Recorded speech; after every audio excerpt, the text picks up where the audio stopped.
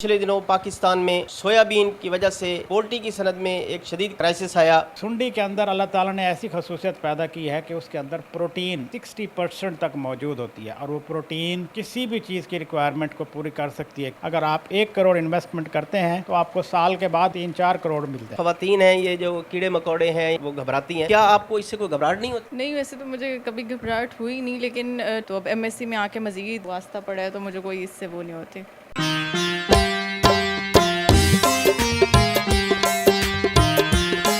पाकिस्तान की मईशत का ज़्यादातर इन्हिसार ज़राअत पर है, मगर ज़राअत को किस तरह जदीद खतूत पर उस्तवार करना है, इसके बारे में बताएंगे हम ज़रई माहिरीन और तरक्की पसंद काश्तकारों के साथ।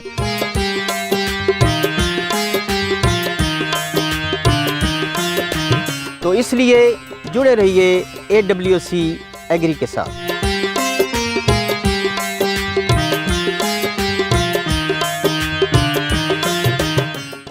बिस्मिल्लाहिर्रहमानिर्रहीम। अस्सलाम वालेकुम नाज़रीन, AWC एग्री के साथ मैं हूं आपका मेज़बान ताहिर नदीम। नाज़रीन, आप बखूबी जानते हैं कि पिछले दिनों पाकिस्तान में सोयाबीन की वजह से पोल्ट्री की सनद में एक शदीद क्राइसिस आया और वो क्राइसिस आज भी पाकिस्तान में मौजूद है। नाज़रीन, चूँकि सोयाबीन जो फीड है मुर्गी की, उसमें एक अहम जुज़्व है जिसको इस्तेमाल किया जाता है और प्रोटीन में जो सोयाबीन का आंसर है उसमें एक बुनियाद बनाया गया कि ये जेनेटिकली मॉडिफाइड ऑर्गेनिज़म है जो कि इंसानी सेहत के लिए मुज़र है। इसकी बुनियाद पर इसकी रोकथाम कर दी गई और फिर खुराक के तौर पर इसके ना मिलने की वजह से मुर्गियों की या फ़िश की खुराक जो है वो महंगी होती चली गई और ये एक जो बहरान है आज भी कायम है। इस बहरान को मद्देनज़र रखते हुए मोहम्मद नवाज शरीफ ज़रई यूनिवर्सिटी के शोबा एग्रीकल्चर एंड एनवायरनमेंट ने एक ऐसा प्रोजेक्ट जो है उसको अमली शक्ल दी है जिसके रुए रवां हैं प्रोफेसर डॉक्टर शफकत सईद साहब, और इस प्रोजेक्ट में उनकी मुआविन जो हैं वो हैं खदीजा आज़म साहिबा जो एंटोमोलॉजी में MSc कर रही हैं। वो इस प्रोजेक्ट में उनकी मुआवनत कर रही हैं और ये प्रोजेक्ट तकरीबन अब उन्होंने उसको हतमी शक्ल दे दी है। तो हम प्रोफेसर डॉक्टर शफकत सईद साहब से ये जानने की कोशिश करेंगे कि ये जो प्रोटीन पैदा करने का जो सोर्स है, कुदरती सोर्स है, इसका ख्याल उनको कैसे आया। आइए हम बात करते हैं प्रोफेसर डॉक्टर शफकत सईद साहब से। अस्सलाम वालेकुम। जी वालेकुम सलाम जनाब। डॉक्टर साहब, आप हमें बताएंगे कि ये जो प्रोजेक्ट है ये क्या और किस तरह ये वायबल होगा। जी बड़ी मेहरबानी। असल में मेरी नज़र में 2 मसाइल जो पाकिस्तान में हैं पिछले सालों में आपने देखा होगा कि एक तो वेस्ट मैनेजमेंट का मसला बहुत ज़्यादा आ रहा था, क्योंकि जो सिटी गवर्नमेंट है वो वेस्ट को मैनेज करना उसके लिए बहुत बड़ा प्रॉब्लम है। बहुत सारे फंड्स चाहिए उसको मैनेज करने के लिए और डंप करने के लिए भी बहुत सारा मसला। दूसरा मसला जो अभी आपने बताया प्रोटीन का सोर्स पोल्ट्री के लिए, वो हम सोयाबीन से लेते हैं। तो इन 2 मसलों का हल हमने एक जो है ना उसका हल निकाला है। हमने एक इंसेक्ट जिसको हम ब्लैक सोल्जर फ्लाई कहते हैं, ये ब्लैक सोल्जर फ्लाई इस वजह से कहते हैं कि इस फ्लाई का कलर बिल्कुल ब्लैक है। उसके जो लार्वे होते हैं, सुंडी हम जिसको कहते हैं, वो सुंडी के अंदर अल्लाह ताला ने ऐसी खसूसियत पैदा की है कि उसके अंदर प्रोटीन 60% तक मौजूद होती है और वो प्रोटीन किसी भी चीज़ की रिक्वायरमेंट को पूरी कर सकती है, क्योंकि बाहर के मुल्कों में इससे खुराकें बनाई जा रही हैं, इससे मेडिसिन बनाई जा रही हैं, इससे पोल्ट्री, फिशरीज़ और एनिमल की फ़ीड बनाई जा रही है। तो इसलिए इस ख़जाने को हमने तलाश करने की कोशिश की कि इसको हम पाकिस्तान में कैसे यूज़ कर सकते हैं। तो इस पर्पज़ के लिए हमने ये किया कि जो किचन वेस्ट है या ऑर्गेनिक वेस्ट है, हम मुल्तान की बात करें तो हमारा 60% जो है ना वो ऑर्गेनिक वेस्ट होता है और वो ऑर्गेनिक वेस्ट को जब हम बाहर फेंक देते हैं तो वो स्मेल ही बहुत ज़्यादा हो जाता है और बड़ा अजीब लगता है कि उसको एक दिन कोई चुक उठाने के लिए ना आए तो फिर बड़ा मसला बन जाता है।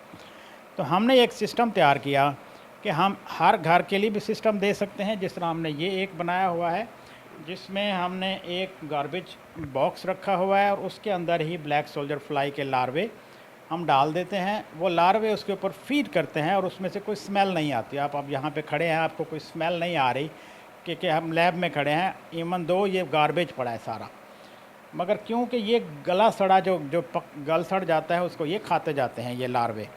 ये 15 से 20 दिनों के अंदर उसको खा के तो वो अपनी एक हालत में आ जाता है, उसको हम कहते हैं प्री प्यूपेशन स्टेज में। वो जब प्यूपेशन स्टेज में जाता है तो वो एक अलहदा जगह पे आके वो आ जाता है, जहाँ से हम उसको कलेक्ट कर लेते हैं। उसको चाहे हम मुर्गियों को दें या लाइव भी लोग देते हैं उसको, या उसको ड्राई करके हम ड्राई भी बेचा जा सकता है, या उसको हम ड्राई करके फीड का हिस्सा बनाएं तो वो भी हम उसको कर सकते हैं। डॉक्टर साहब, इस जो प्रोटीन का जो हसूल है इसमें जो मीडियम है दो हैं, या एक तो वेस्ट है, हाँ जी, ऑर्गेनिक वेस्ट है, और दूसरा वो ब्लैक सोल्जर फ्लाई है। हाँ जी। तो इसमें हमें ये बताएंगे कि जो ब्लैक सोल्जर फ्लाई है वो हम कहाँ से हासिल करते हैं? हाँ, ब्लैक सोल्जर फ्लाई आम इन्वायरमेंट भी मौजूद है, जहाँ पे ग्रीन अपना जहाँ पे डंप करते हैं ना ये गंद, वहाँ पे भी आ जाती है, मगर उसकी पॉपुलेशन बहुत थोड़ी होती है। जहाँ पे उसको वो नज़र आता है गंद, वहाँ पे एग लेइंग करके वो चली जाती है या मर जाती है, क्योंकि उसका अडल्ट का लाइफ स्पैन बहुत थोड़ा होता है।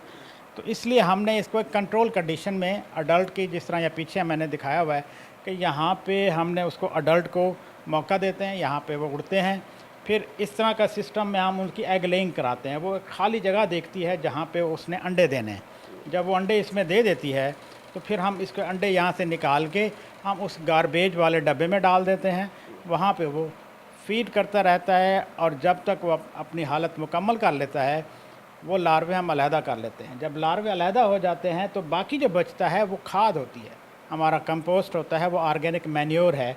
उन ऑर्गेनिक मैन्योर को हम घरों में जो किचन गार्डनिंग करते हैं उसमें यूज़ कर सकते हैं, हम उसको खेतों में भी यूज़ कर सकते हैं, हम उसके जो पॉटिंग मिक्स है, जो फूल वगैरह हम उगाते हैं उसमें भी यूज़ कर सकते हैं। तो इसका एक फ़ायदा नहीं है, हर चीज़ इसकी काम की है। उसके जो अडल्ट बाकी बच जाते हैं, जो मरते हैं, उसको भी हम यूज़ कर सकते हैं डिफरेंट कॉस्मेटिक्स में। उसके अंदर काइटिन होता है, और काइटिन और बहुत सारी चीज़ें उसके अंदर होती हैं जिसको हम मेडिसिनल, उसकी वैल्यू बहुत ज़्यादा है, तो उसमें भी हम उसको यूज़ कर सकते हैं। डॉक्टर साहब, आपने ये फरमाया जो इसका जो ब्लैक सोल्जर फ्लाई है, इसका जो एडल्ट है वो जल्दी वो मर जाता है, तो इसकी जो कलेक्शन है वो बार बार करनी पड़ती है, इसका क्या तरीक़ाकार है? उसमें हम जो है ना, एक दफ़ा जब सिस्टम चल जाता है तो हम 20% जो है ना उसको साइकिल में ले आते हैं, वो वापस ले आते हैं अडल्ट बनाने के लिए जो एग लेइंग करते हैं। 80% हम उसको यूज़ कर देते हैं अपने सिस्टम के अंदर, उसके लार्वे को हम ड्राई करके फिर उसकी फ़ीड बनाते हैं, या डायरेक्ट लार्वे भी हम पोल्ट्री को, फ़िश को हम फ़ीड के लिए दे सकते हैं। तो डॉक्टर साहब, इसमें आपने बताया कि एक तो इसका बाई प्रोडक्ट जो उसकी मेनोर हो गया, जिसमें ये वो लार्वे बनते हैं, उस लार्वे को हम अलग कर लेते हैं, और मेनोर को भी हम अपने खेतों में इस्तेमाल कर सकते हैं। तो लेकिन जो लार्वा है उसके भी, लार्वे से भी अलग कोई अलग से बाई प्रोडक्ट बनता है, या सिर्फ ना लार्वे से बनता है? जो लार्वे का जो जिसमें से अडल्ट निकल आता है, अब उसका जो खोल बच जाता है वो काइटिन होता है। अब वो काइटिन बहुत सारी इंडस्ट्री में यूज़ होता है, मेडिसिन इंडस्ट्री में भी यूज़ होता है, उसके अलावा कॉस्मेटिक इंडस्ट्री में भी यूज़ होता है। तो काइटिन की बहुत बड़ी डिमांड है, तो उसकी बड़ी कॉस्ट है, तो हम उसको भी सेल कर सकते हैं। इवन दो ये इंसेक्ट जो हैं ये जब डेड हो जाते हैं तो इसको भी हम यूज़ कर सकते हैं डिफरेंट पर्पज़ के लिए, इंडस्ट्री के लिए। डॉक्टर साहब, हमारे यहाँ पोल्ट्री फार्मिंग है, ये भी एक बहुत बड़ी सनद है। इसके साथ साथ फिशरी भी है, जानवरों की खुराक में भी सोयाबीन इस्तेमाल होता है प्रोटीन के तौर पर। तो क्या ये जो इस तरह हम प्रोटीन हासिल करेंगे वो ये हमारी जो तीनों ज़रूरियात हैं उनको पूरा कर सकेगी? बहुत जल्दी ये आने वाला वक्त जो है ना ये बताएगा आपको, क्योंकि इस वक्त हमारे साथ इंडस्ट्री लाइजान में है, और इंडस्ट्री वाले चाह रहे हैं कि ये यूनिट हर जगह पे हम लगाएं, क्योंकि ये एक और काम भी करता है। जो पोल्ट्री मर जाती है ना, जो बर्ड मर जाते हैं किसी बीमारी की वजह से, ये उसको भी खा जाता है। यानी कि उसको आप क्रश करके इसको खिला दें, ये उसको खा के उसकी प्रोटीन बना देगा, और इसके अंदर बैक्टीरियल ऐसा सिस्टम है कि वो बीमारी आगे नहीं आएगी। वो बीमारी को साफ़ करके तो वो एक इसकी फ़ीड के तौर पर ये तैयार हो जाएगी। और आपको जो वेस्ट, जो पोल्ट्री फार्म पे लोग हैं जिनको डिस्पोज़ ऑफ करना बहुत बड़ा मसला होता है कि एक बीमारी आ गई, पूरा का पूरा पोल्ट्री फार्म जो है ना डिज़ीज़ की मद में आ जाता है और वो पूरे बर्ड मर जाते हैं। अब उनको कहाँ करें, जब हमारे पास ये पूरी फैक्ट्री है, इसका फैक्ट्री का हम डिज़ाइन बना कर दे सकते हैं, उनका सिस्टम बना सकते हैं। अब तो इंटरनेशनल लेवल पे पूरा एक ऑटोमेटिक सिस्टम बन रहे हैं इसके, कि जिसमें आप एक तरफ से वेस्ट मटेरियल डालेंगे, दूसरी तरफ से आप लार्वे निकालेंगे। तो वो एक सिस्टम के थ्रू अंदर फैक्ट्री के अंदर से होते हुए आपको एक प्रोडक्ट डेली के हिसाब से मिलता है। और अगर आप यहाँ पे इसका कॉस्ट बेनिफिट इतना रेशियो है क्योंकि इसकी इनपुट कॉस्ट नहीं है, इनपुट कॉस्ट ज़ीरो है क्योंकि इसमें वेस्ट है, वो वेस्ट आपने यूज़ करना है और आउटपुट 100% आपका जो है ना, प्रॉफिटेबिलिटी इसमें इतना ज़्यादा है। अगर आप 1 करोड़ इन्वेस्टमेंट करते हैं तो आपको साल के बाद उसके 3-4 करोड़ मिलते हैं। नाज़रीन, हमारे साथ खदीजा आज़म भी मौजूद हैं जो एंटोमोलॉजी के शोबा में एमएससी कर रही हैं, तो उनसे भी बात करते हैं। अस्सलाम वालेकुम। वालेकुम अस्सलाम। तो हमें बताएं कि आप कब से डॉक्टर साहब की मुआवनत कर रही हैं इस प्रोजेक्ट में? मुझे तकरीबन साल होने वाला है, जब से मेरी एमएससी स्टार्ट हुई थी तब से ही मैं इस पर काम कर रही हूँ। तो हम देखते हैं आमतौर पर जो ख़वातीन हैं, ये जो कीड़े मकोड़े हैं, इनके साथ जो उनका ट्रीट करना वो घबराती हैं, तो क्या आपको इससे कोई घबराहट नहीं होती? नहीं, वैसे तो मुझे कभी घबराहट हुई नहीं, लेकिन चूंकि मेरी बीएससी में जो मेरा मेजर सब्जेक्ट था वो भी एंटोमोलॉजी था, तो मैं तब से ही फेमिलियर हूँ इससे। तो अब एमएससी में आके मज़ीद इससे मेरा जब हुआ है तो वास्ता पड़ा है, तो मुझे कोई इससे वो नहीं होती। काम हमारा यही है तो हमने यही करना है। अच्छा, चूँकि आप शुरू से ही इस प्रोजेक्ट से वाबस्ता हैं, तो जिस तरह डॉक्टर साहब ने कहा कि एज ए कॉटेज इंडस्ट्री इसको इख्तियार किया जा सकता है, इसको फ़रोग़ दिया जा सकता है, तो आप हमें बताएं कि क्या वाकई ख़वातीन इस प्रोजेक्ट को, इस मंसूबे को घरों में अपना कर कोई अपनी आमदनी का ज़रिया बना सकती हैं? जी बिल्कुल बना सकती हैं, क्योंकि ये बहुत आसान है। इसमें आपको कोई अपनी इनपुट नहीं देनी पड़ रही, कोई मेहनत नहीं करनी पड़ रही है। जो हमने प्रोटोटाइप बनाई है इसलिए ही बनाया है कि ये घर में बैठी हुई ख़वातीन यूज़ कर सकें इसको। तो अगर आम तौर पर कोई एक घर मतलब ये करना चाहे, तो इब्तदाई तौर पर उसको कितने के अखराजात करने पड़ेंगे कि और उनका ये काम शुरू हो जाएगा? देखिए, उनका जो है इसकी फ़ीड पे तो कोई ख़र्चा नहीं आएगा। उनका ख़र्चा सिर्फ इस पे आएगा कि उन्होंने जो इसके लिए इक्विपमेंट्स लेने हैं, सिर्फ उन इक्विपमेंट्स का ख़र्चा आएगा। बाकी वेस्ट तो फ्री ऑफ कॉस्ट ही होता है, और कल्चर उनको बाय करना पड़ेगा जिससे वो आगे इसकी जनरेशन चला सके। यानी कि ये बहुत अच्छा काम है और मतलब इससे आमदनी जो है वो जनरेट की जा सकती है। बिल्कुल बेहतरीन काम है ये। इसमें सर बात यही है कि इसमें ख़र्चा इस वजह से नहीं है कि इसमें घर के अंदर जो भी डब्बे पड़े हैं आप उनको यूज़ कर सकते हैं। अगर आपने नए तरह से, ये टब है ना, देखें मुख्तलिफ़ किस्म के टब पड़े हैं, डब्बे हैं, वो कोई घर में पड़े होते हैं, या आप उसमें, मैं कहता हूँ मैक्सिमम आपका 10,000 से ज़्यादा ख़र्चा नहीं लगने लगा। अगर कोई इसको आप स्टार्ट कर लेंगे एक छोटे लेवल पे, फिर जैसे जैसे आपको उसका प्रॉफिट आता जाए आप उसको स्केल अप करते जाएँ। आप करोड़ों रुपए के भी बना सकते हैं सिस्टम। घर के लेवल पे इसका ज़्यादा खर्चा नहीं है।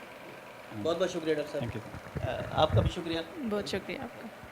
नाजरीन, जैसा कि आपने ब्लैक सोल्जर फ्लाई के ज़रिए प्रोटीन की तैयारी के हवाले से डॉक्टर शफ़क़त सईद साहब से और खदीजा आज़म से मालूमात हासिल की कि किस तरह इस प्रोजेक्ट को अमली जामा पहना कर अपनी आमदनी में इजाफ़ा किया जा सकता है, तो इसमें कोई शक नहीं कि ये एक बहुत ही अहमियत का हामिल प्रोजेक्ट है, जिसको न सिर्फ कमर्शियल बुनियादों पर बल्कि कॉटेज इंडस्ट्री, घरेलू सनत के तौर पर भी फ़रोग़ दिया जा सकता है और आमदनी का ज़रिया बनाया जा सकता है। जब हम इसको कमर्शियली बुनियादों पर फ़रोग़ देंगे मुल्की सतह पर, तो लामहला इससे जो हमारा प्रोटीन इंपोर्ट करने का, सोयाबीन इंपोर्ट करने का और अपनी पोल्ट्री फीड, फ़िश फीड और जानवरों की खुराक में जो तैयारी के लिए हम प्रोटीन इस्तेमाल करते हैं, उसके हसूल में खातिर खा हमें जो फ़ायदा होगा और इसमें हमारी बेहतरीन जो है वो आमदनी होगी और हमारी मईशत भी मजबूत होगी।